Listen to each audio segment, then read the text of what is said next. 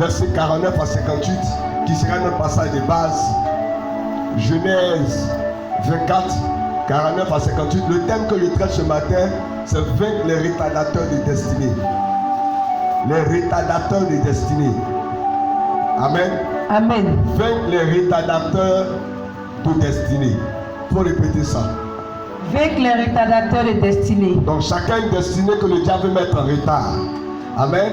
Et Amen. le message de ce matin, c'est comment tu vas faire pour réussir à les vaincre. Amen.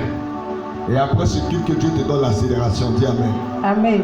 Genèse 24, 49, 58. Allons rapidement.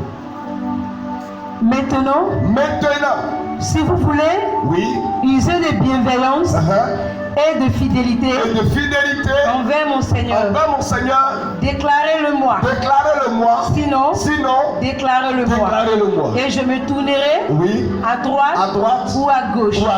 Laban et Bethuel répondit et dit, c'est l'Éternel que la chose vient. Nous ne pouvons te parler rien dire, ni en mal, ni en bien. Voici Rebecca devant toi. Prends et va. Et qu'elle soit la femme du fils de ton Seigneur. Comme l'Éternel l'a dit. Comme le Seigneur l'a déclaré. Lorsque le serviteur d'Abraham eut entendu leur parole, il se prosterna à terre devant l'Éternel. Et le serviteur sortit des objets d'argent, il a commencé à faire des offrandes, des objets d'or et des vêtements qu'il donna à Rebecca. L'offrande, ce n'est pas seulement que l'argent. Il y a aussi de l'or, il y a aussi des vêtements, il y a aussi des bijoux, il y a aussi tout ce que tu veux donner. Alléluia. La Bible, il a commencé à donner. Et il a donné, il dit qu'il donna à Rebecca.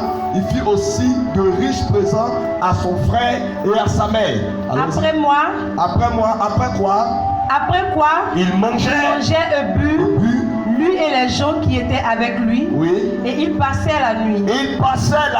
Le matin, quand il fut réveillé, le serviteur dit, laisse-moi retourner vers mon Seigneur. Le frère et la mère dit, les gars qui avaient reçu les présents la veille, le frère et la mère, ont dit, nous ne voulons pas te dire quelque chose en bien ou en mal, parce que nous savons que c'est Dieu qui a permis que tu viennes prendre Rebecca. Alléluia. Donc nous sommes quelque part d'accord avec toi. La Bible dit, le frère et la mère, allons-y. Que la jeune fille reste avec nous. Il dit que la jeune fille reste avec nous. Quelque temps encore. Une dizaine de jours. Ensuite, tu partiras. Il leur répondit. Ne me retardez pas. Puisque l'Éternel a fait reçu mon voyage. Laissez-moi partir. Et que j'aille vers mon Seigneur. Alors il répondit. Appelons la jeune fille et consultons-la. Ils appelèrent donc Rebecca et lui dit, veux-tu aller avec cet homme? Elle répondit, j'irai. Et ils laissèrent partir Rebecca, leur sœur et sa nourrice avec le serviteur d'Abraham et ses gens. Amen. Et amen. Que le Seigneur vous bénisse. Merci pour la lecture. Alléluia. Amen. Il y a beaucoup de choses à la fois dans ce texte.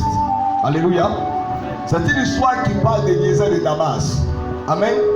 C'était l'un des serviteurs fidèles d'Abraham, par qui Abraham, alléluia, a voulu permettre à Rebecca, n'est-ce pas, d'avoir un homme.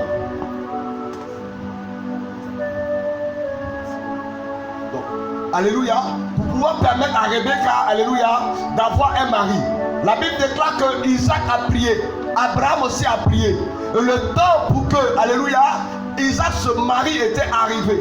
Alors Abraham va envoyer son serviteur fidèle qu'on va appeler Eliezer de Damas, lui disant, je ne peux pas me déplacer, mais toi, mets-toi sur ma cuisse et jure-moi que tu seras fidèle dans ma maison, mais que tu m'enverras une femme capable d'être une matriarche auprès de mon fils Isaac.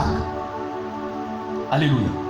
Et donc Eliezer de Damas va aller accomplir sa mission. Nous savons comment est-ce que Eliezer de Damas a repéré, n'est-ce pas, Rebecca. La Bible dit qu'il est allé au puits et cette femme est allée puiser, mais lorsqu'elle a localisé, elle a décidé alors de donner à boire à cet homme, aussi aux animaux, n'est-ce pas, qui étaient avec lui. Et le serviteur a remarqué qu'elle avait le caractère d'une femme prête à se marier.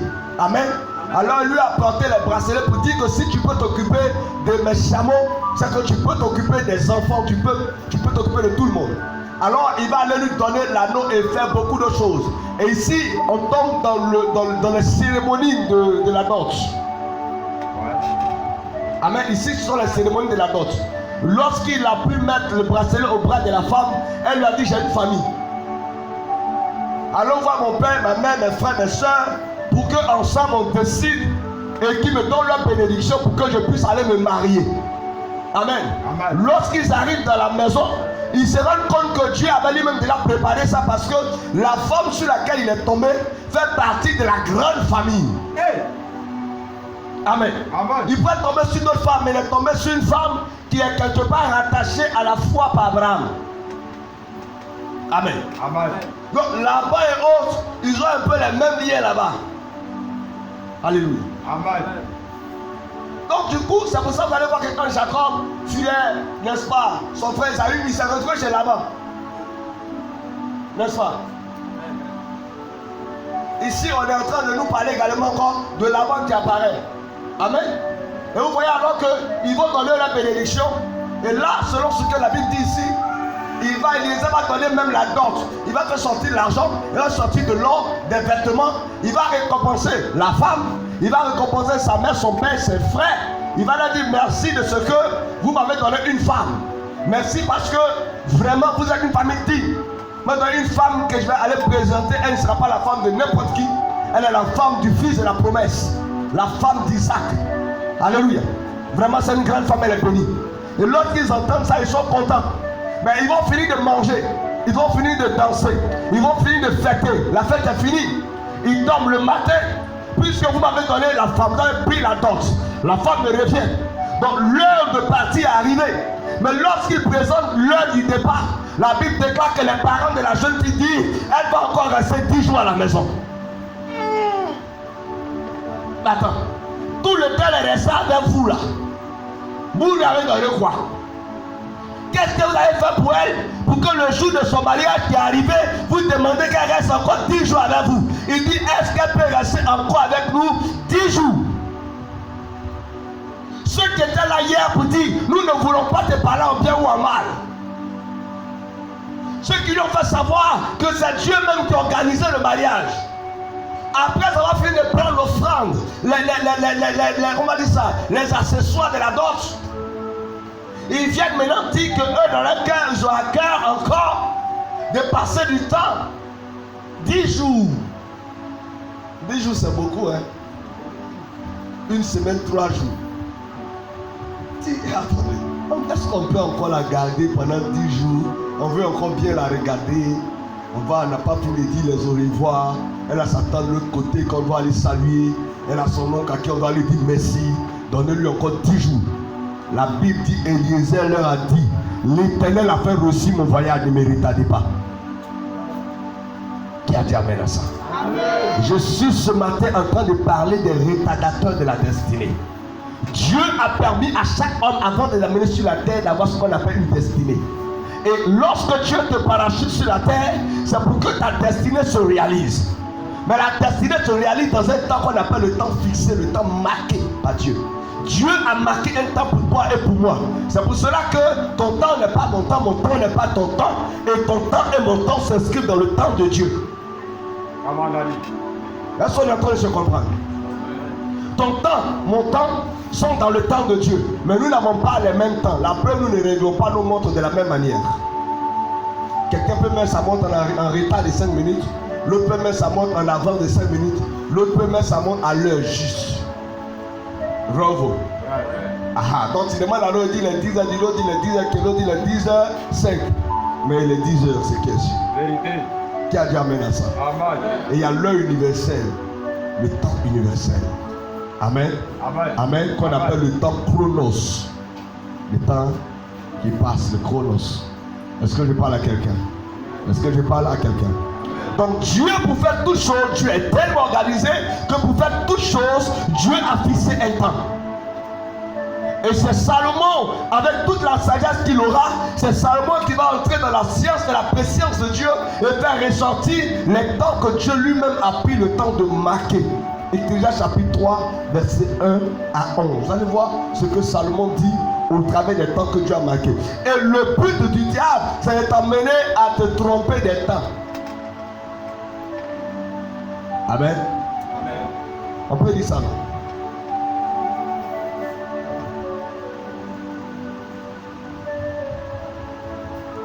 Il dit quoi? Alors? Il y a un temps pour tout. Il y a un temps pour tout. Pour tout. Attends, il y a un temps. Il y a un temps pour tout. Donc il y a un temps pour tout. Tout ce qui existe sur la terre ici là, il y a un temps pour ça. Alors? Un temps pour toutes choses. Un temps pour toutes choses. Sous les cieux. Sous les cieux. La terre est sous les cieux. Amen.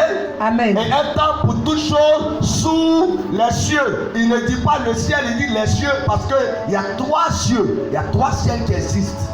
Amen. Amen. Le premier, le deuxième et le troisième ciel. Dieu au troisième ciel, le diable au deuxième ciel. Nous sommes au premier ciel. Donc sous les cieux, il y a un temps pour toutes choses. Un temps pour naître. Un temps pour naître. Et un temps pour mourir. Et un temps pour mourir. Un temps pour planter. Un temps pour naître et un temps pour mourir. Entre le temps de naître et le temps de mourir, il y a un autre temps qui n'a pas cité ici. Amen. Amen. Dans le temps de naître, c'est pour ça que tu vas voir qu'il y a un temps où tu es né. Ton temps de mourir n'est pas arrivé, mais tu es en train de vivre un temps. Mais ce temps-là n'a pas été cité ici. Allons-y. Un temps pour planter. Un temps pour planter. Et un temps pour arracher. Et un temps pour arracher. Ce qui a été planté. Ce qui a été planté. Entre ces 2 temps, il y a un autre temps encore. Allons-y. Un temps pour tuer. Un temps pour tuer. Et un temps pour guérir. Et un temps pour guérir. Un temps pour abattre. Un temps pour abattre. Et un temps pour bâtir. Un temps pour bâtir. Entre ces 2 temps, il y a un temps encore. Allons-y. Un temps pour pleurer. Un temps pour pleurer. Et un temps pour rire. Et un temps pour rire. Entre ces 2 temps, il y a un temps encore. Un temps pour se lamenter. Un temps pour se lamenter. Et un temps pour danser. Et un temps pour danser. Entre ces 2 temps, il y a un temps encore. Un temps pour lancer des pierres. Un temps pour lancer des pierres. Et un temps pour ramasser des pierres. Et un temps pour ramasser des pierres. Un temps pour embrasser. Marque une pause. Si le temps de lancer les pierres est arrivé, que toi, c'est pas en train de ramasser les pierres, on va te lapider. Hein? Si ton temps de ramasser, de lapider arrive, et toi, tu te retrouves au temps de ramasser les pierres, on va prendre pour te lapider. Parce que toi, tu as besoin d'abaisser pour ramasser, quelqu'un sait que c'est le temps de lapider. Elles ne sont pas avancées dans le message. Amen. Allons-y. Un temps pour embrasser. Un temps pour embrasser. Et un temps pour s'éloigner. Et un temps pour s'éloigner. Des embrassements. Des embrassements. Un temps pour chercher. Un temps pour chercher. Et un temps pour perdre. Et un temps pour perdre. Un temps. Entre les 2 temps encore, il y a un autre temps. Ce que tu as cherché, que tu as trouvé, le désir de perdre, le temps de perdre va dépendre de ce que tu as fait avec ce que tu as cherché à trouver. Allez, tu as cherché que tu as trouvé, mais la manière de traiter ce que tu as trouvé va définir si tu vas le garder ou tu vas le perdre. Allons-y. Un temps pour garder. Un temps pour garder. Et un temps pour jeter. Un temps pour jeter. Un temps pour déchirer. Un temps pour déchirer. Et un temps pour coudre. Et un temps pour coudre. Un temps pour se taire. Un temps pour se taire. Et un temps pour parler. Et un temps pour parler. Si le temps de parler arrive que toi tu te tais, ça ne peut pas marcher. Et si le temps de se taire arrive que toi tu parles, ça ne peut pas marcher. Un temps pour aimer. Un temps pour aimer. Et un temps pour haïr. Et un temps pour haïr. Un temps pour la guerre. Un temps pour la guerre. Et un temps pour la paix. Et un temps pour la paix. Quel avantage. Quel avantage. Celui qui travaille retire-t-il de sa peine. De sa peine. J'ai vu à quelques occupations. À quelle occupation Dieu soumet les fils de l'homme. Il fait toutes choses belles. Il fait maintenant. Vous avez vu maintenant que les temps que je disais entre les temps que vous voyez, les 2 temps on a cité, un temps pour naître, un temps pour mourir. Entre ces 2 temps, il y avait un temps. Et ce temps qui était là, c'est ce qu'on appelle le temps des choses bonnes. Il fait toutes choses bonnes en son temps. Mais il a mis dans le cœur de l'homme la pensée de l'éternité. La pensée de l'éternité. Bien que l'homme ne puisse pas saisir l'œuvre que Dieu fait du commencement jusqu'à la fin. Amen. Amen. Amen. C'est un passage fort, s'il vous plaît. Amen. Donc l'homme même doit se retrouver dans une étude de temps. On doit passer le temps à étudier le temps. Amen. Parce que Dieu ne fait pas les choses bonnes tous les jours. Il fait les choses bonnes en leur temps. Donc il y a un temps pour les choses bonnes, mais aussi un temps pour les choses mauvaises. Alléluia. Alléluia. Le temps de naître n'est pas le temps de mourir. Mais entre le temps de naître et le temps de mourir, il y a le temps que si tu n'as pas pris le temps, alléluia, de te préparer, tu peux mourir sans accomplir ta destinée. Amen. Voilà pourquoi la destinée de chaque homme met sous ce qu'on appelle la pression du destin. Le destin va te mettre une pression qui va à certains moments te faire croire que tu es en retard. Le destin va te révéler que tu es en retard sur les autres ou que tu es en avance sur les autres. C'est ça qu'on appelle la pression du destin. Si ton destin ne te met plus de pression, c'est que tu es en danger. Amen. Amen. Amen. Et le diable est expert en ce qui concerne faire perdre le temps. Parce que son but, c'est de retarder ta destinée. Son but, c'est de retarder les choses que Dieu a arrêtées dans ta vie. Son but, c'est de faire en sorte que tu ne puisses pas atteindre tes objectifs dans le temps. Son but, c'est de faire en sorte que, alléluia, ton âge qui devait correspondre à un certain niveau de vie, à cet âge, tu ne peux pas encore atteindre ce niveau de vie. Le diable est un stratège. Et son but, c'est de te retarder. Regardez Jésus qui est le modèle par excellence. C'est l'image parfaite de Dieu sur terre.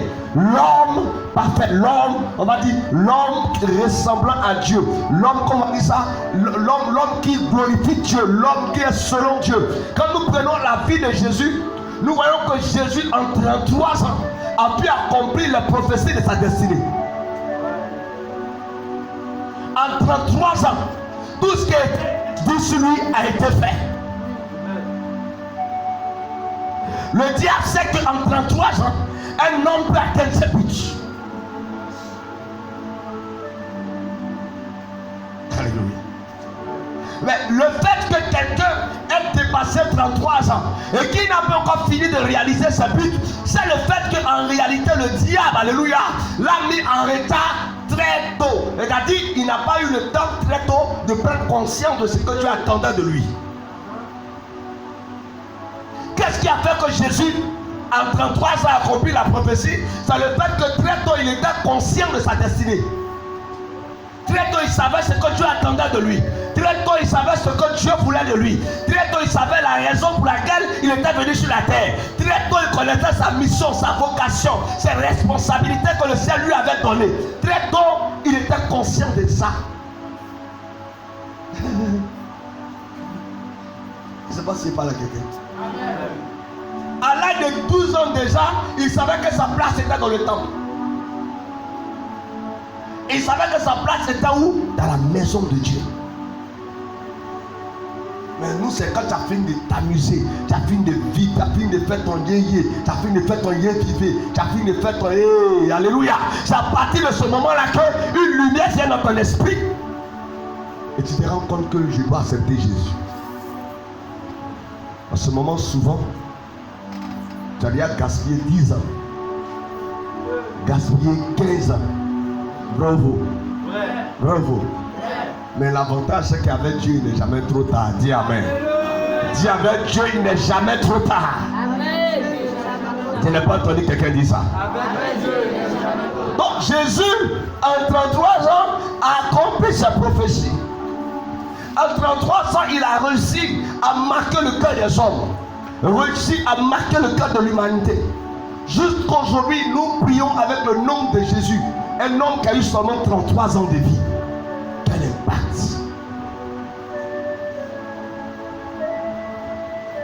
Ça veut dire qu'en 33 ans, quelqu'un peut devenir puissant naturellement. Alléluia. Alléluia. Mais le diable, son but, c'est quoi? Écoutez. On ne te demande pas de mourir à 33 ans. Si tu as fini de faire tout ce que tu dois faire à 33 ans, tu ne vas pas vivre longtemps. Est-ce qu'on est d'accord? Mais il y a un certain niveau que Dieu espère que tu atteignes. Amen. Avec l'âge que tu as, il y a un niveau que Dieu espère que tu atteignes. Amen. Quand tu n'atteins pas ce niveau, c'est qu'il y a un travail à faire. C'est de là que vient le retard. Il y a des personnes aujourd'hui, il y a 10 ans en arrière, elles devaient être déjà mariées. Il y a 5 ans en arrière, elles devaient être déjà mariées. Il y a peut-être 15 ans en arrière, tu devais peut-être être à un tel niveau. Mais qu'est-ce qui fait que tu n'as pas atteint ce niveau? Ce n'est pas la faute à Dieu, c'est le retard.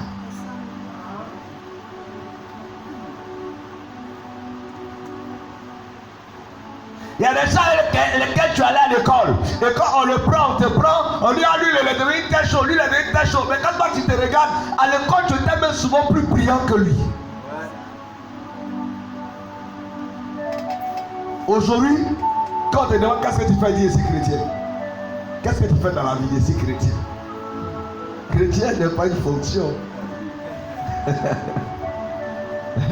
Alléluia. Tu dois ici chrétien. Amen. Amen. Le monde évolue, le monde fonce, le monde est en train d'aller à notre niveau. Amen. Et si nous, enfants de Dieu, nous ne nous réveillons pas, le diable prendra son temps à nous mettre en retard. Vous trouvez les chrétiens qui prient pour être à la tête, mais quand tu regardes leur manière de vivre, tu regardes la qualité de leur vie, tu sais que lui, même si Dieu le met en haut, on va le mettre en bas.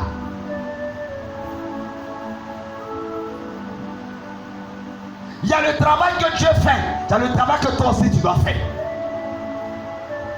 Amen. Entre les temps dont on a parlé, il y a le temps de préparation. Il y a le temps d'équipement. Amen. Entre le temps de nettoyer, c'est-à-dire le temps d'arracher et le temps de planter, il y a le temps de préparation.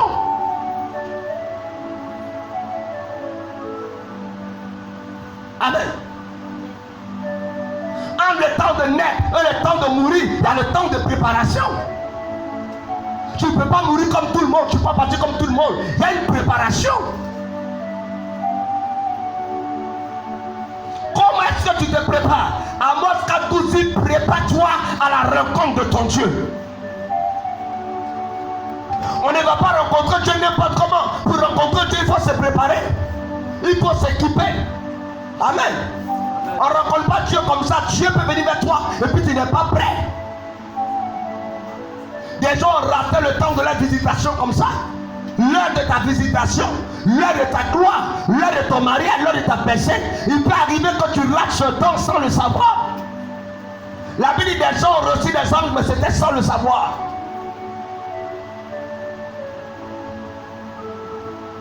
Amen. Le diable veut, en te mettant en retard, il veut que tu vives une vie de regret. Regretter tes décisions, regretter tes choix, regretter tes fréquentations. Donc il veut qu'en te mettant le regret dans le cœur, tu sois en train de réfléchir à ton passé. L'une des choses qui mène l'homme en retard, l'un des retardateurs de destinée, c'est le passé. Ton passé peut retarder ta destinée. Le fait de te culpabiliser, le fait de penser toujours aux anciennes choses, ça peut te mettre en retard.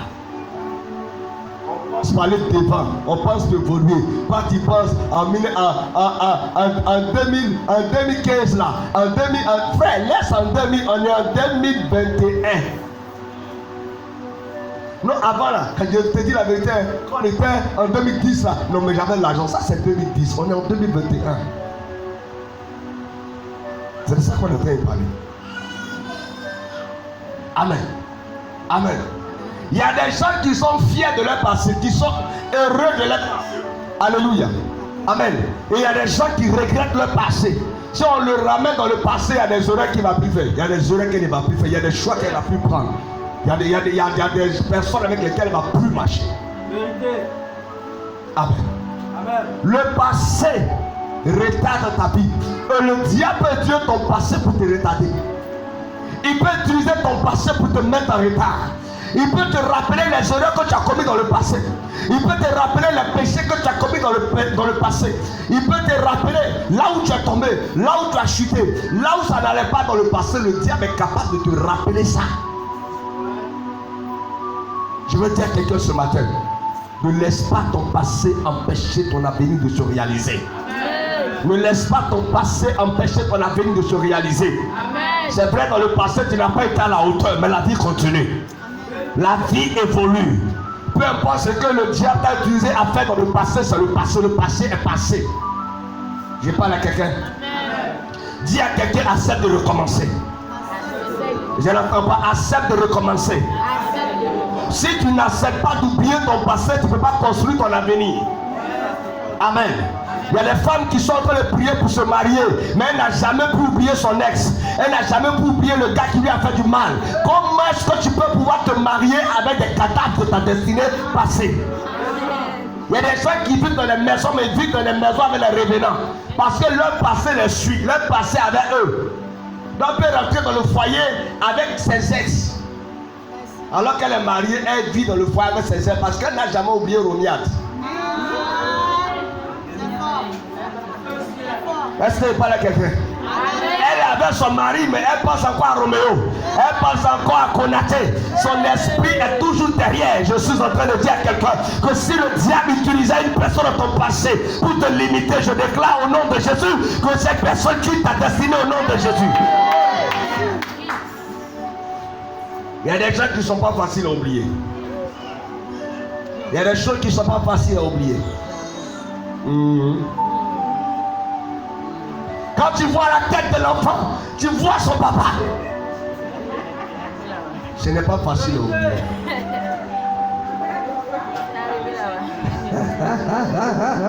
Est-ce que les gens peuvent parler à quelqu'un? Mais je prie que Dieu t'amène devant. Il faut avancer. Il faut aller devant. Il faut aller de l'avant. Alléluia. Dis Satan, tu n'utiliseras pas mon passé pour me retarder. Et il y a des choses, souvent il y a des gens, le diable les prend pour les ramener dans leur passé. Quelqu'un dans le passé, il a fait quelque chose, ça n'a pas marché avec toi. Mais le gars est capable de revenir dans le présent, venir encore te reconquérir. Frère, laisse-moi avancer. J'ai eu ton temps. Je ne sais pas si c'est pas là quelqu'un. Le passé est... Si quelqu'un quitte dans ton passé pour venir chercher à influencer négativement ton présent, c'est qui n'est pas bon pour ton avenir. Si quelqu'un, dis ça avec moi, si quelqu'un quitte dans ton passé pour venir influencer négativement ton présent, c'est qui n'est pas bon pour ton avenir. Quelqu'un dans le passé, il était mauvais, il quitte dans le mauvais avant là. Il vient dans ton présent où toi tu es en train de te chercher là. Il commence à mélanger. C'est que ton avenir va gâter tout là-bas. Alléluia. Est-ce que je parle à quelqu'un? Je suis en train de parler des retardateurs sataniques. Des choses que le diable utilise pour te retarder dans ta vie. Amen. Et parmi ces choses, il y a ton passé. Amen. Tu peux être appelé à vivre un bon présent. Mais les mauvais choix que tu vas faire peuvent retarder ta vie.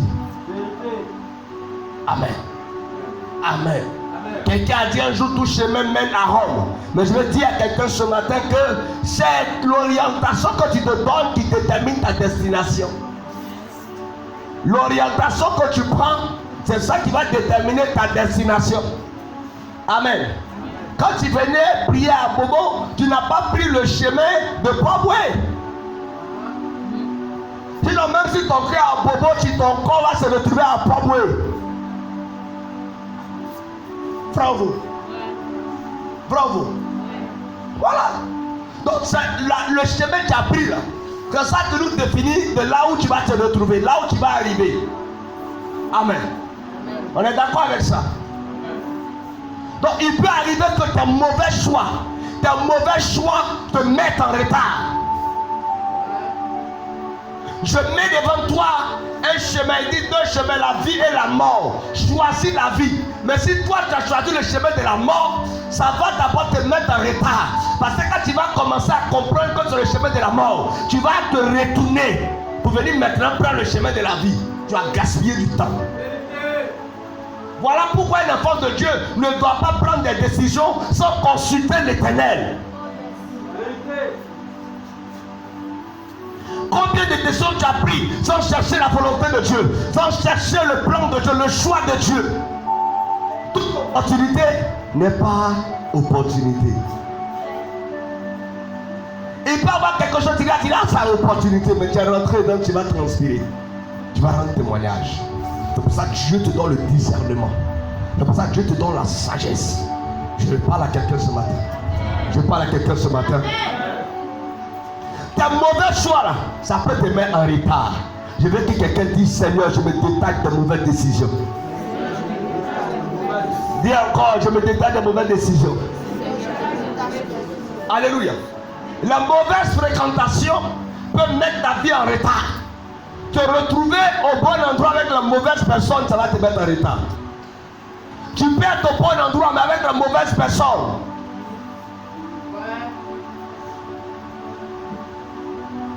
Maintenant, le pire, c'est d'être au mauvais endroit avec la mauvaise personne.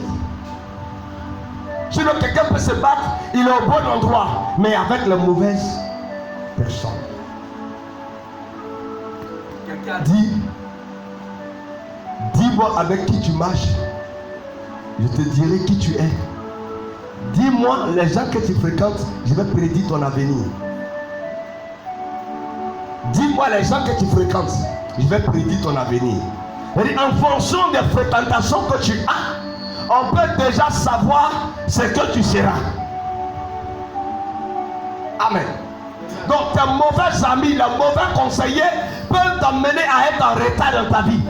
Des gens qui passent leur temps à critiquer, à parler des choses qui ne font pas évoluer, qui ne font pas avancer, des choses qui ne peuvent pas te construire, des gens qui ont toujours de quoi dire ce qui se passe. Frère, ils vont te mettre en retard. Tu n'as pas le temps pour ça. Toi, tu es en train de chercher à voir comment tu as fait pour rattraper le temps que tu as perdu. Eux, ils viennent parler de nourriture, des choses inutiles. Frère, la mauvaise fréquentation peut te mettre en retard. Le diable utilise la mauvaise fréquentation pour pouvoir tuer la destinée, pour pouvoir mettre le retard dans la destinée d'une personne. Amen. Donc non seulement il y a ton passé, il y a tes mauvaises décisions, mais il y a encore tes mauvaises fréquentations. La Bible dit les mauvaises compagnies, ce n'est pas affaire de spiritualité. Il ne faut pas dire que tu es comme Paul. Il me fait comme l'un d'entre eux pour les gagner. La Bible dit les mauvaises compagnies corrompent les bonnes mœurs. Ce n'est pas affaire de parler en langue. Tu ne sais pas choisir tes amis, c'est que tu n'as pas de considération pour ton avenir. Si tu ne sais pas choisir tes amis, c'est que toi-même tu ne considères pas ton avenir. Amen. C'est pas avec tout le monde on peut marcher. C'est pas avec tout le monde on doit marcher. On doit saluer tout le monde. Mais c'est pas avec tout le monde on marche. C'est pas avec tout le monde s'assoit pour parler. C'est pas avec tout le monde s'assoit pour causer. Il y a des gens lesquels tu ne dois jamais parler de ton avenir. Tu ne dois jamais parler de tes projets. Tu ne dois jamais parler de tes décisions. Il y a des personnes qui ne doivent jamais entendre parler de ta vie, des situations que tu vis, que tu traverses. Il y a des gens là, frère, ne parle pas à eux. Est-ce que je suis en train de parler à quelqu'un? Je suis en train de te définir les choses que le diable peut utiliser pour te mettre en retard. L'une des choses que le diable utilise également, c'est le péché. Le diable peut utiliser le péché pour te mettre en retard. Vous voyez, le monde est grand. Le monde est grand, n'est-ce pas? Le monde est comment? Grand. Mais Dieu a créé ce monde en 6 jours. C'est-à-dire que si tu es organisé là, il y a des choses que tu peux faire qui vont te surprendre. Comment ce monde si grand a été créé en 6 jours? C'est pas parce que Dieu était puissant, hein? C'est parce que Dieu est organisé. S'il voulait créer le jour, la nuit, avec tous les animaux, tous les hommes, il avait un cafouillage. Il allait passer son temps à régler les problèmes pendant tout le temps. Mais il a donné un temps à chacun. Un temps pour le jour et la nuit, jusqu'à la création de l'homme. Il a donné un temps. Quand les choses sont organisées, chaque chose qui arrive respecte ce qu'il a trouvé. Amen. Mais quand ce n'est pas organisé, il y a du cafouillage.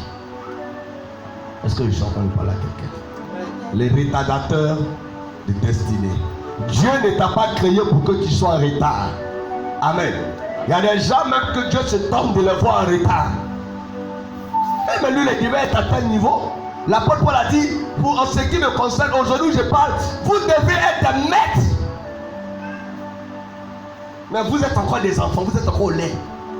L'apôtre Paul parlait comme ça aux Corinthiens. Il dit, en ce qui concerne l'évangile, aujourd'hui où je parle avec vous, vous deviez être des maîtres. Mais vous êtes encore au lait, vous êtes des enfants. Qu'est-ce qui a fait que les gens qui étaient prédestinés à être des maîtres, ils sont restés des enfants? C'est de ça qu'on est en train de parler. Amen.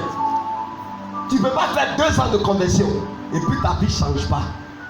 Frère, en 3 jours de conversion réelle, la vie de Saul de Tarse a changé. 3 jours de conversion réelle. Il a rencontré le Seigneur, sa vie a changé. Ça fait combien d'années qu'il danse dans les maisons de Dieu?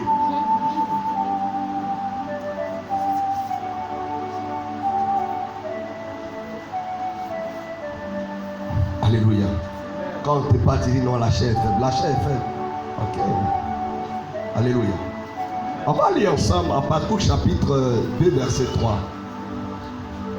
Amen. Dieu sait que dans le temps qu'il a fixé, la prophétie peut prendre du retard. Amen. Le retard de la prophétie n'est pas la faute de Dieu. Le retard de la prophétie n'est pas la faute du prophète qui a prophétisé. Le retard de la prophétie dépend de celui qui a reçu la prophétie. Il parle à quelqu'un? Ça veut dire que quand Dieu lui-même vient prophétiser, la Bible dit que quand Dieu dit une chose par sa bouche, sa main l'accomplit. Donc Dieu lui-même ne tarde pas dans l'accomplissement de sa promesse. C'est ce que la Bible dit. Dieu ne tarde pas dans l'accomplissement de sa promesse. La prophétie est une promesse de Dieu. Donc naturellement, Dieu ne tarde pas à l'accomplir. Celui qui a prophétisé souhaiterait que la prophétie se réalise pour qu'il soit reconnu comme un prophète de Dieu. Mais ce qui va faire que, on va dire ici que si la prophétie tarde, attends là, c'est le fait que toi-même qui as reçu la prophétie, tu n'as pas commencé à te préparer. Amen. Amen. Alors Habakkuk le chapitre 2, le verset 3. Le verset 3. Car c'est une prophétie. C'est une prophétie dont le temps est déjà fixé. Le temps fait quoi? Est déjà fixé. Le temps fait quoi? Est déjà fixé. Donc Dieu a fixé un temps pour l'accomplissement. On va aller doucement pour comprendre ce passage. On dit car c'est une prophétie dont le temps est déjà fixé. Donc prends dans ton esprit temps fixé. Elle dit que si tu as dit à 11h la procédure doit se réaliser, n'est-ce pas, le temps est fixé. Donc à 11h naturellement la procédure doit se réaliser. Le temps est fixé. Alors elle marche vers son thème. Oui. Elle ne mentira pas. Elle ne mentira pas. Si elle tarde, attends-la. Car elle s'accomplira. Elle s'accomplira certainement. Mais à quelle heure? C'est de ça qu'il s'agit. Mais à quelle heure?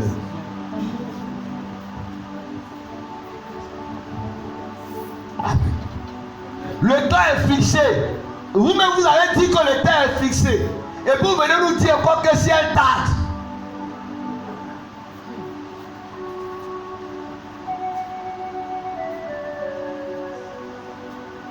Donc elle peut tarder sans tenir compte du temps qui a été fixé. Dieu dit à Israël, par la prophétie dans les oreilles d'Abraham, vous allez faire 400 ans. Israël fait 430 ans. Le temps était fixé, mais il y a eu 30 ans de plus. Qui a mis les 30 ans de plus? Ce n'est pas Dieu. Ce n'est pas Moïse. C'est Israël même. C'est toi-même qui fais durer la prophétie ou qui l'amène à vite se réaliser. C'est pas Dieu. Non, Dieu est lent. Dieu n'est pas lent. Ce n'est pas le diable. Frère, écoute-moi bien. Si ta prophétie tarde là, c'est à cause de toi-même. Amen. Et le attends là qu'ils ont mis ici là, c'est un peu ironique. C'est un peu comme si on veut se moquer de toi quoi. Attends là. Continue de l'attendre. Elle s'accomplira certainement. Certainement, c'est ce que ça veut dire.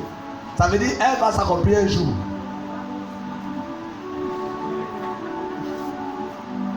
Hein? Un jour ça va aller. Un jour ça va. Frère, tu ne peux pas t'asseoir à attendre la prophétie. On lui a donné un temps.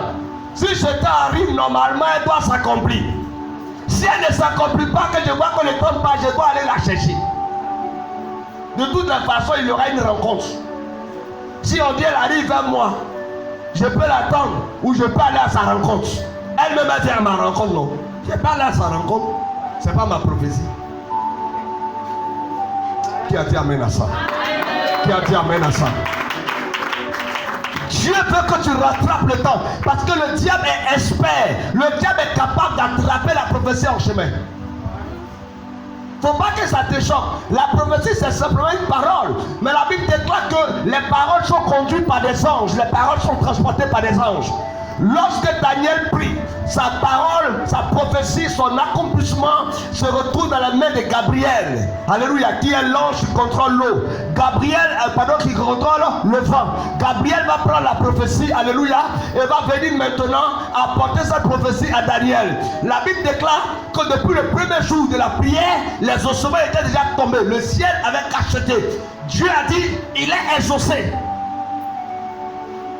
Mais quand Gabriel venait donner les ossements, la Bible dit le royaume de Perse et de Mède, du deuxième ciel, parce qu'il était au troisième ciel, il venait au premier ciel, il fallait traverser le deuxième ciel. Et en traversant le deuxième ciel, il y a un barrage. Et le diable l'a attrapé. On a attrapé Gabriel. On a attrapé l'ange Gabriel. Et ils l'ont mis en prison, ils l'ont gardé. Pendant qu'ils l'ont gardé, il est assis là-bas. Daniel est en train de jeûner. Daniel est en train de prier. Il est en train de combattre. L'ange est assis là-bas. La Bible dit que Dieu voyait que la même demande remontait à chaque instant. La demande pour laquelle il avait déjà donné son accord, pour lequel il avait déjà donné son cachet, la même demande remontait. Ça remontait. Ça remontait. Dieu dit, mais attends, l'ange qui contrôle la terre, Michael, qu'est-ce qui se passe? Il dit, on dirait le téléphone de Gabriel passe pas. Dieu dit, bon, on va voir. Donc ça va venir voir que Michael rencontre Gabriel en famille. Il dit, je suis ici depuis le premier jour. La Bible dit, alors Michael va commencer à faire un combat. Et ce combat, il va délivrer Gabriel. Et pour ça, Daniel dit, il fait des bons rapides. Quand vous lisez le passage, vous allez voir, il fait des bons rapides. Il a voulu rattraper le... Il est arrivé le 21e jour. Il dit, depuis le jour où tu avais appliqué ton cœur au jeûne et à la prière, Dieu t'avait déjà exaucé. Mais j'ai été retenu. Que tout ce qui retient ta destinée te libère aujourd'hui au nom de Jésus. Ton amen n'est pas sincère et sérieux.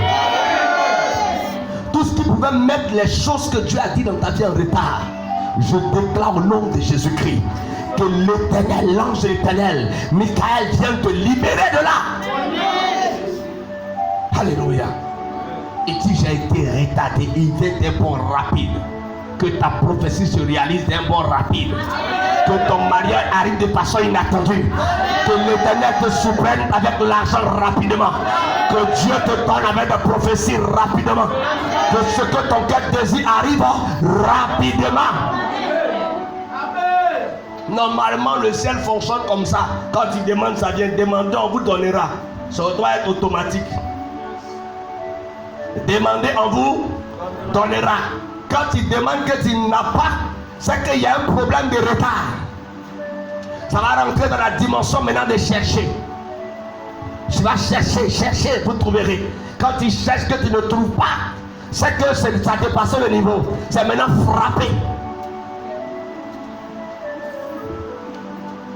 Est-ce que j'entends par là quelqu'un? Sinon, quand tu demandes, on doit te donner. Si on ne t'a pas donné, c'est que Dieu veut un autre niveau. Cherchez, vous trouverez. Donc tu vas commencer à chercher. Chercher les relations, chercher les opportunités. Mais si tu trouves les opportunités, après tu vas chercher. Et que jusque-là, on ne te donne pas encore, c'est que tu dois frapper. Tu dois user de violence, de foi. Tu dois maintenant te réveiller et imposer ton autorité. Tu dois maintenant te réveiller et leur dire, cette part est ma part. C'est ma part au nom de Jésus. Alléluia. C'est pour ça qu'on a dit frapper. Et on n'ouvre pas comme ça, il faut frapper d'abord. On dit non, Dieu ouvre-moi les portes. Tu as frappé quelle porte? Dis à quelqu'un que Dieu te donne la main pour frapper. La sagesse pour chercher. Et le discernement pour demander. Dans ça aussi, il y a la manière de chercher, de demander, de chercher et de frapper. On ne parlera pas de la manière aujourd'hui. Sinon, il y a la manière de demander. Il y a une manière que quand tu te demandes, tu ne veux pas donner. Bravo. Il y a une manière là, même si tu as ça quand même te demander, tu ne vas pas donner. Bravo. Il y a une manière que si tu cherches, c'est comme Bégué disait, il dit les chercheurs, il y en a. Il y a les chercheurs qui cherchent, qui ne trouvent pas, et puis il y a les chercheurs qui se trouvent sans avoir cherché.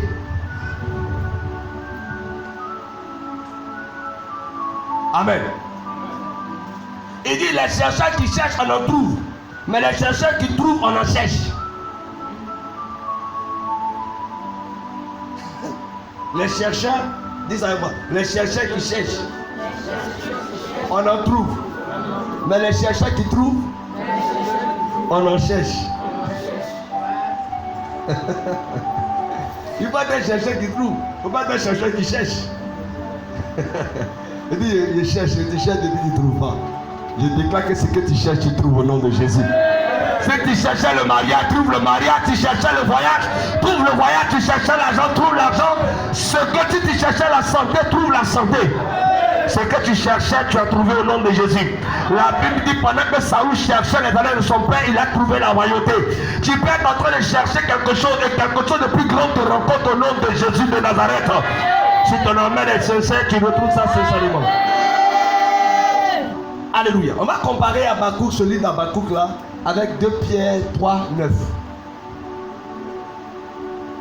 Donc il y a des gens dans la vie, et leur mission c'est de gaspiller ton temps. Hein? Il va venir s'asseoir là. Il ne veut rien faire, il veut gaspiller ton temps. Elle veut gaspiller ton temps. Dis ma chérie, doucement avec moi. Tu veux gaspiller mon temps. Il y a des gens qui veulent gaspiller ton temps. Si tu rencontres une amie comme ça, dis doucement avec moi. Dis Seigneur, éloigne-moi de gaspiller le temps. Seigneur, éloigne-moi des gaspilleurs de temps. Tu n'as pas bien parlé, dis ça encore. Seigneur, éloigne-moi des gaspilleurs de temps. Pendant, il y a même des élèves qui sont là des amers. Pendant qu'il va étudier, il y a un ami, on est venu pour étudier. Lui, il est en train de gaspiller le temps.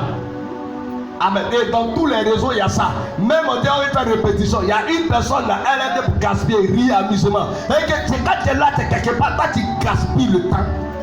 C'est qu'on peut faire 30 minutes, à cause de toi, on prend 45 minutes pour faire. Gaspiller le temps. Et regarde, quelqu'un dit, ne sois pas un gaspilleur de temps. Ne sois pas un gaspilleur de temps. Allons-y rapidement. 2 Pierre. Le verset 9 dit, le Seigneur ne tardera pas. Oui. Le Seigneur ne tarde pas dans l'accomplissement de la promesse. Le Seigneur ne tarde pas dans l'accomplissement de la promesse. Comme quelques-uns le croient. Attendez, il dit, il y a des gens ici là. Eux, ils disent que Dieu est toujours en retard. Dieu est lent. Il dit, Dieu là, il ne tarde pas dans l'accomplissement de sa promesse. Comme quelques-uns le croient. Mais on sait qu'il y a des gens qui croient ça, que Dieu tarde dans l'accomplissement de la promesse. On dit, Dieu ne tarde pas. Mais oui. Il use de patience. Il use de patience envers vous. Envers vous. Ne voulant pas qu'aucun périsse. Oui. Mais voulant que tous arrivent à la repentance. Il y a des promesses que si tu as eues sans te repentir, ça va te détruire. Donc Dieu veut d'abord que tu passes par la repentance. Sinon, il n'est pas en retard. Qui a dit amen à ça? Amen. Qui a dit amen à ça? Amen. Et parmi les retardateurs, comme nous avons pris le passage, nous avons constaté que l'une des choses qui a voulu mettre Rebecca en retard, c'était sa famille. La famille fait partie des retardateurs. Amen. Amen. Ton père peut te retarder à cause des adorations qu'il a fait. Ta mère peut te retarder à cause, même elle peut retarder ton mariage.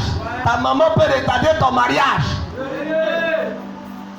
À cause du fait qu'elle t'aime tellement, elle peut commencer à persécuter les belles filles. Et le mariage est retardé. Tout commence à tourner en rond, frère. Je dis, écoute-moi bien. Elle dit non, si tu dois prendre une femme, c'est moi qui l'ai choisi. Tu veux retarder les choses. Pourquoi? Merci le Dieu. Les retardateurs. de destinée. Le travail, il dit non, elle veut retarder. Il dit non, si tu dois la marier l'année prochaine. Les retardateurs, regarde ici. La fille, vous l'avez dotée. Maintenant, vous-même, vous dites oui, tu peux partir avec elle. Maintenant, le monsieur veut partir à sa femme, vous dites donne-nous encore 10 jours avec elle. 10 jours là, c'est pourquoi? Et quand le gars dit non, ne me retardez pas, il dit bon, on a compris, hein, mais on va te prendre encore 10 minutes. Oh, on sait que Rebecca va au puits. On dit on va attendre qu'elle va revenir, on va lui poser des questions. Donc vous n'étiez pas prêt quand vous avez pris la dot là. Vous n'avez pas encore réfléchi quand vous avez pris la dot. Et Rebecca arrive, on lui demande maintenant, on lui fait genre l'honneur. On lui demande est-ce qu'elle veut aller à lui, mais elle dit j'irai à lui. J'irai avec lui, dis amen. Amen. Dis amen. Amen. Il y a des gens qui sont là dans la famille, qui aiment mettre les autres en retard. Amen. Même Abraham, quand Abraham, Dieu lui a dit quitte ta famille, ta parenté, va dans un pays que je vais t'indiquer. La Bible déclare que son père lui a dit Abraham, c'est vrai, Dieu t'a parlé. Mais est-ce que tu es sûr que Dieu t'a parlé alors que je t'accompagne? Or, le nom de son père, Terah veut dire retard. Et Terah a pris la vie d'Abraham. Il l'a emmené dans un autre pays, il fallait s'asseoir pendant près de 10 ans. C'est quand il est mort qu'Abraham a repris la route. Mais qu'il a repris la route, l'autre était dans sa famille aussi. L'autre est venu encore le retarder. L'autre est parti. Ismaël encore est venu le retarder. La famille peut te mettre en retard. C'est pour ça les projets, quand on fait projet des familles, les affaires des familles, toi tu as un rêve, tu veux faire tel, tu veux peut-être monter une activité, tu prends famille pour mettre dedans, ils vont te mettre en retard. Elle dit s'il a bouffé 2 millions, c'est mon nom. Ça allait où, hein, régler en famille? La Bible dit celui qui bouffe l'argent de son père et dit c'est mon père, c'est l'ami du dévoreur. Celui qui voit l'argent de son père et dit c'est l'ami de mon papa, c'est l'ami du dévoreur. La famille est capable de te mettre en retard. C'est pour cela que vous allez voir, toutes les fois que Dieu a voulu élever un homme, il a d'abord séparé de sa famille. Oh yes. Lisez votre Bible, regardez David, Dieu l'a séparé d'abord. Regardez Joseph, Dieu l'a séparé d'abord. Parce que la famille est capable, même Jésus on l'a séparé, Jephthé on l'a séparé, Marie on l'a séparé. Tu ne peux pas réussir si tu ne te sépares pas de ta famille. Quand je parle de la famille, je parle des idées de la famille, la mentalité de la famille. Tu dois marquer la différence dans ta famille. Oh yes. Tant que tu ne cherches pas à être différent, tu es encore dans la famille. Tu ne t'es pas séparé de ta parenté. Tu ne t'es pas séparé de ta nation. Donc tu ne peux pas voir le pays dans lequel Dieu veut t'orienter. Il y a un pays dans lequel Dieu veut t'orienter, là où coule le lait et le miel. Mais tu ne peux pas rentrer dans ce pays-là tant que tu es encore en famille. Ton père biologique est l'image de là d'où tu viens. Ton père spirituel est l'image de là d'où tu vas. C'est pas la même chose. Le père biologique là, c'est d'où tu viens, ton origine. Mais le père spirituel, c'est où tu vas, tes objectifs. C'est important de savoir ça. Amen.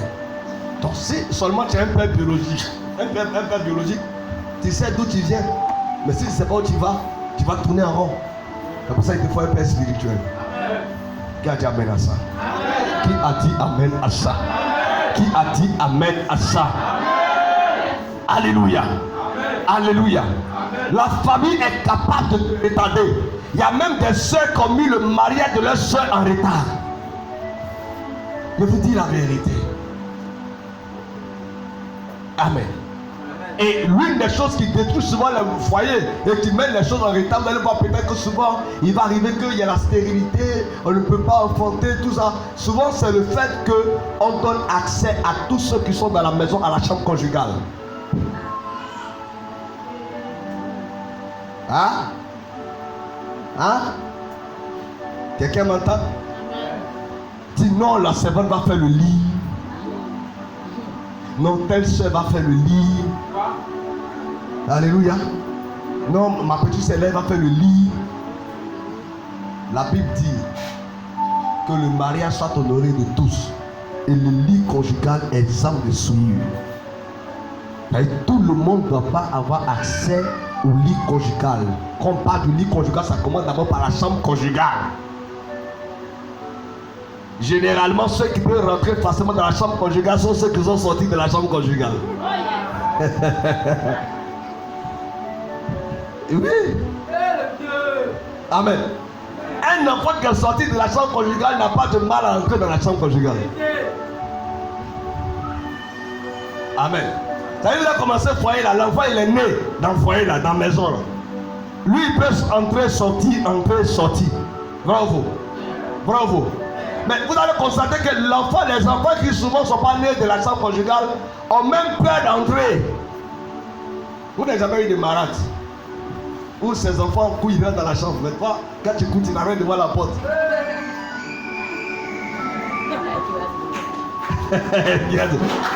Tu n'es pas sorti de là-bas, tu ne peux pas rentrer là-bas. Tout le monde ne doit pas rentrer dans ta chambre conjugale. Ça va mettre ton foyer en retard. Tous les parents qui viennent, ils rentrent dans ta chambre. Frère, même si tu es dans un studio, mets la séparation. Mets rideau. Là où tu dors, et puis là où tu reçois les gens, mets rideau. Mets traverse.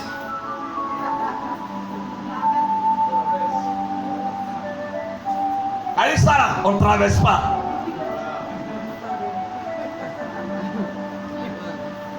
Amen. Dis non, comme elle a accouché, c'est pour ça que tout le monde ne vient pas là-bas. Vous voulez voir le bébé, il vous trouve au salon. Je suis en train de vous enseigner la parole de Dieu. Parce que aujourd'hui, vous allez voir, il y a des femmes, non, c'est ma maman. Et la maman, elle rentre dans la chambre conjugale, elle ressort. Frère, écoute-moi bien. Tu es en train de mettre ton foyer en retard. Même si c'est ta belle-mère, elle va rester dehors. Même si on doit dans une chambre salon, maman, tu vas te débrouiller au salon. Comme on va te prendre une chambre d'hôtel, tu vas te débrouiller là-bas.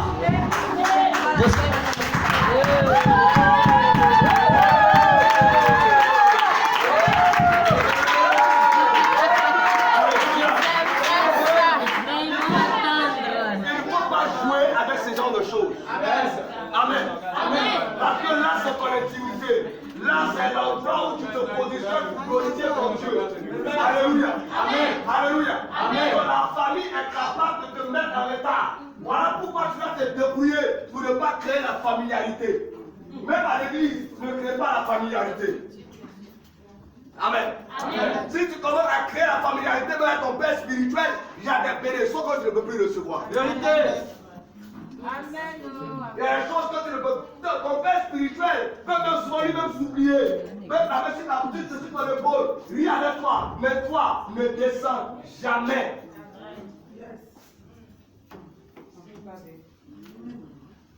Amen.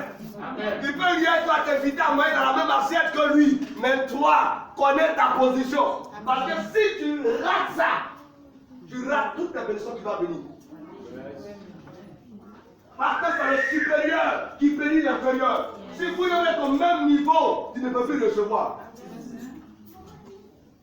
Est-ce que ça fait parler à quelqu'un? Si vous êtes dans la même dimension, tu ne peux plus recevoir. L'eau va couler, la grâce va couler. Et pour que quelque chose coule, il faut qu'il y ait une pente. Oh yes. Amen. Amen. On est d'accord? Amen. Donc la famille peut te mettre en retard. Yes. Je suis venu dire à quelqu'un ce matin que tu dois prier Dieu pour que tout ce qui t'a mis en retard dans le passé ne puisse plus te mettre en retard aujourd'hui. Amen. Amen. Tout ce qui t'a empêché d'évoluer, tout ce qui t'a empêché de réussir, tout ce qui t'a empêché de prospérer, de progresser, ça ne doit plus te mettre en retard. Tu dois prendre conscience que tu as accusé beaucoup de retard. Tu dois prendre conscience que tu n'as plus de temps à perdre. Tu dois prendre conscience que tu dois rattraper le temps que tu as perdu. Amen. J'ai dit à quelqu'un qu'on ne peut pas arrêter, on ne peut pas rattraper le temps qu'on a perdu, mais on peut décider d'arrêter de perdre du temps. Ça, tu peux décider d'arrêter de perdre du temps. Dis, je décide d'arrêter de perdre du temps. Je décide d'arrêter de perdre du temps. Et cela va commencer par une organisation personnelle. Alléluia. Amen. Une discipline personnelle. Alléluia. Amen. Amen. Amen. Tu dois changer ta vision des choses. Si tu veux rattraper le temps que tu as perdu, tu dois changer ta vision des choses. Tu dois commencer à mettre de l'ordre dans ta vie, à t'organiser toi-même. Amen. Tu dois faire attention aux décisions que tu prends, aux choix que tu fais. Tu dois faire attention aux personnes que tu épreuves dans ton intimité. Les personnes avec qui tu parles de ta vie. Les personnes à qui tu te confies. Tu dois faire attention. Sinon, tu vas entraîner dans ta vie des combats inutiles. C'est-à-dire, toi-même, tu prends ta vie là, tu vas expliquer à quelqu'un. Elle va prendre ça pour un combat spirituel. Vérité. Ouais. Tu as dit, ah, moi là, il va me marier tel jour. Alors, tu sais que vous deux, vous allez chômer dans le célibat. Hein? Toi, tu vas lui dire, il n'y a pas de problème. Elle maintenant, elle va devenir maintenant le problème. Elle va combattre maintenant. Ça, c'était pas un combat. On n'a pas un combat inutile. C'était pas forcé que tu aies ce combat. Mais toi-même, tu allais provoquer ce combat. Yes. Alléluia. Amen. Alléluia. Amen. C'est des choses qu'on peut éviter. Amen. Amen. Amen. Amen. L'orgueil peut te mettre en retard. Si tu es orgueilleux, ce n'est pas le diable qui va te combattre. Dieu lui-même va te résister. Il va se mettre devant toi. Toi, tu vas aller devant lui. Il te pousse seulement. Il te pousse seulement. Parce qu'il dit, je résiste aux orgueilleux. Amen. Tu ne peux pas passer facilement. Alléluia. Amen. Je veux rappeler à quelqu'un qu'il y a des jours qui vont venir où tout le monde ne pourra plus travailler. Il y a des jours qui vont venir où tu ne pourras plus faire ce que tu es en train de faire. Où tu ne pourras plus avoir la force que tu as. Alléluia. C'est pour cela que maintenant, où tu as encore la vigueur dans tes os, où tu as encore la force, organise-toi, prépare-toi. Alléluia. Mets de l'ordre dans ta vie. Alléluia. Parce qu'il va arriver un moment où tu auras envie, mais tu ne pourras pas. Tu vas décider, mais tu ne pourras pas. Je parle à quelqu'un ce matin. Amen. Alléluia. Amen. Alléluia. Amen. On va lire un dernier passage. 1 Corinthiens 7, 35. Et on va clôturer le message. 7, verset 35.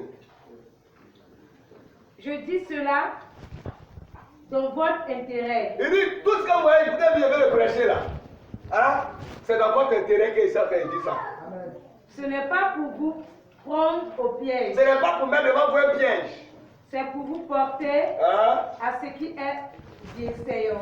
Ce qui est bienséant. Et propre à vous attacher au Seigneur sans distraction. Sans distraction. La distraction peut te mettre en retard. Là, tu es distrait, tu peux être en retard. Tu t'en vas quelque part et c'est toi qui regardes à gauche, tu regardes à droite, tu t'amuses, tu vas perdre du temps. Amen. Amen. Amen. Amen. À l'école, il y avait un texte que les gens nous ont fait lire où on parlait du chat et du chien. Hein? On dit, ils sont allés parler par rapport à la mort pour que la mort ne vienne pas. On a donné une mission chacun d'aller parler de l'autre côté dans l'au-delà pour que la mort n'arrive pas. Et on a demandé au chat de partir. On a dit que la mort va venir. Le chien est parti pour dire que la mort ne viendra pas. Et le chien, il est parti avant le chat. Mais sur la rue, il y a une femme qui est en train de préparer. Et lui, il a dit, ah, la femme a cette main me donner os. Il est resté là jusqu'à quand la femme a fini de manger, il était déjà temps. Au moment où il partait, le chat était en train de revenir. On dit, c'est à cause de ça que les gens meurent. Amen. Amen. Amen. Amen. Amen. Amen. Si vous arrivez à enlever de votre vie la distraction, il y a des distractions qui sont importantes parce que ça éloigne le stress. Yes. Ça dégage l'esprit. Amen. Amen. Allez s'asseoir quelque part, prendre une sucrerie, aller nager, aller faire du sport, ce sont des distractions, mais des distractions utiles. Amen. Amen. Il y a des distractions inutiles. Tu sais que tu dois venir à l'église par exemple.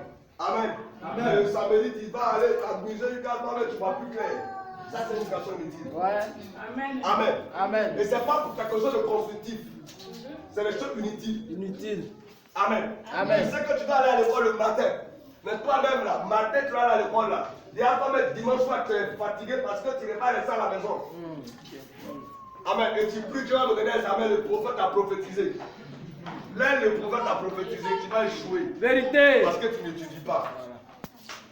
Amen. Amen. Ta réussite dépend de ton organisation personnelle. Oh yes. Il faut que toi-même tu commences à travailler sur toi. Il faut que toi-même tu commences à mettre, n'est-ce pas, la faveur à ton niveau. Quelqu'un qui dit que je veux me marier, je veux me faire ma dot là. Lui-même commence déjà à préparer la dot. Amen. Il ne prend pas comme un mec voulait presser façon piquée. Non. On prend l'argent, on met à côté. Tout ce qui rentre, on met à côté. On va attacher le vol pour un temps parce qu'on a un objectif. Ouais. C'est de ça qu'on est en train de parler. Merci le Dieu. C'est ça. C'est ça le Père. On va commencer à travailler sur les priorités. Il y a ce qui est prioritaire, ce qui n'est pas prioritaire. Voilà. Il y a ce qu'on peut faire, il y a ce qu'on ne peut pas faire. Amen. Amen. Comment on veut faire notre temps? Comment on veut faire notre temps là? Ah, chérie, peut-être ça, ça veut dire on s'entend, on s'en plus. On commence à s'organiser pour qu'il y ait un peu d'argent à côté. Alléluia. Parce que ce n'est pas normal quand on fait une enfant de Dieu qui va obéir à Dieu et qu'on ne respecte pas certains principes de la parole de Dieu. Ouais. Amen. Amen. Est-ce qu'on est d'accord ce matin? On est d'accord les deux. Tout ce que tu veux avoir dans ta vie est possible. Mais cela dépend de ta façon de t'organiser. Amen. Amen. Là où tu es assis ce matin, tu crois même qu'il sait que ce n'est pas le niveau que tu devais avoir qui est là. Amen. Amen. Au plan financier, au plan matériel, au plan spirituel, ce n'est pas le niveau là qui est là. Hein? Amen. Là, ce n'est pas le niveau. Toi, tu es un rêveur. Tu as prévu faire des grandes choses. Tu es une rêveuse. Tu as prévu faire des grandes choses. Mais depuis l'argent ne vient pas. Tu constates qu'il y a du retard. Ce matin, je suis venu pour qu'on puisse piétiner les retardateurs sataniques. Amen. Amen. Amen. Là où tu es assis, tu n'as pas fait une longue prière. Parce que souvent, les longues prières ne produisent pas trop d'effet. Amen. Tu vas prier de toi-même. Parce que la prise de conscience, c'est le premier pas dans le monde des esprits. Si tu prends conscience, la chose peut changer. Tu vas prier le Seigneur. Regarde, tu vas regarder ta vie. Toi-même, regarde ta vie. Est-ce que c'est ton niveau? Est-ce que tu ne veux pas plus ça? Qu'est-ce qui t'a mis en état? Qu'est-ce qui a fait que tu as ce niveau aujourd'hui? Est-ce que ce ne sont pas des mauvaises décisions? Est-ce que ce n'est pas à cause de que tu as pu occuper la famille? Amen. Tu as pu occuper la famille. Depuis qu'on laisse ça, la famille, les hommes viennent te parler. Les hommes viennent les parents t'attendent. Et toi, du coup, tu es découragé. Est-ce que ce n'est pas, alléluia, après la mauvaise fréquentation, pendant que tu es assise là, tu vas commencer à réfléchir. Et quand tu vas identifier la raison pour laquelle, alléluia, tu vas